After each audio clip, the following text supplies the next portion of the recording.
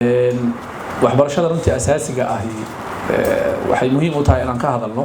heerar badan bay soo martay burburkii dowladda dhexe kadib 1992 waxaa lagu bilaabay iskuulo ardaydu ay ku fariisanayeen koombooyin iyo jirgaamo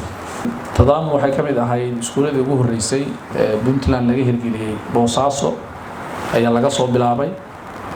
marxaladaas runtii marxalad aad u adag bay ahayd oo markaas dabcan dagaalo sokeeya socday waxbarasho markii aad ka hadasho oo aad ku riyooto arrin aad u weyn bay ahayd asaaskii dowladda Puntland kadib dowladda Puntland waxay dib u kicisay iskuuladii public ah oo Cumar Samatar ka mid yahay oo runtii iyaguna waxbarashada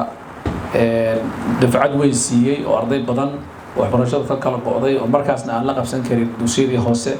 ay fursad u heleen marka inay dugsiyadaas oo secondary ahaa ay iyaguna dhigtaan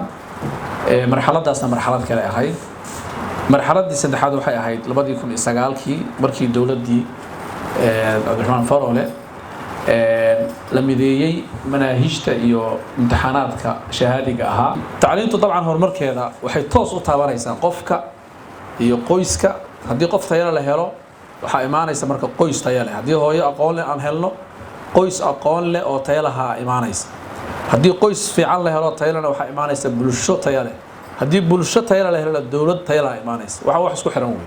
haddii dawlad tayo leh ay timaadana adduun weynaha wax la qaybsanaynaa marka meesha sarta ka qorsan tahay ma ahan dawladnimada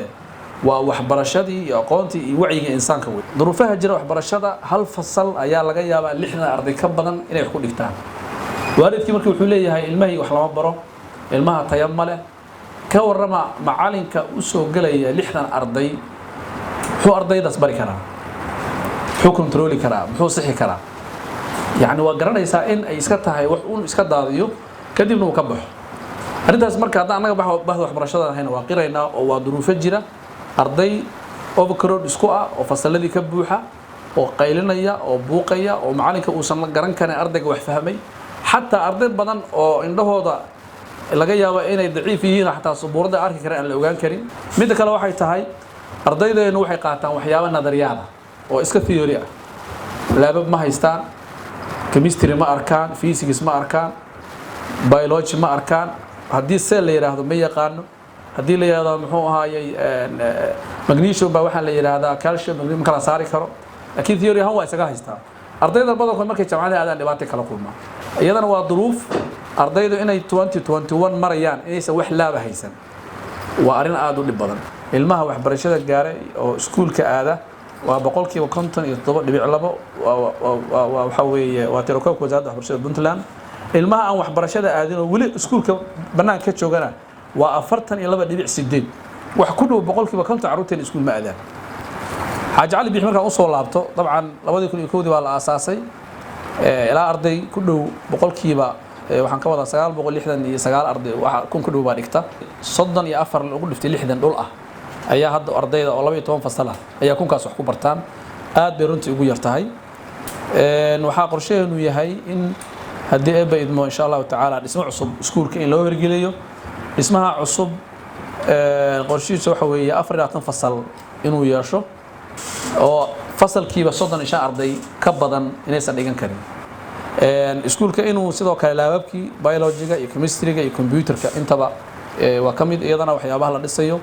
maktabad qaadaysa ilaa 5,000 oo buug oo kitaab oo aan ahayn manahijta kaliya kutub badan oo ardayda akhristaan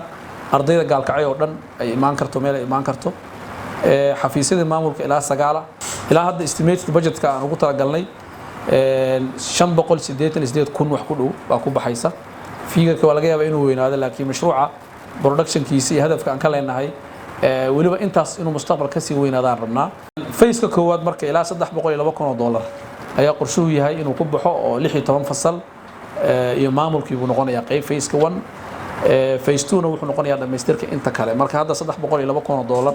ayaa phase 1 noqon doona bulshada reer Gaalkacyo waxaan ka rabnaa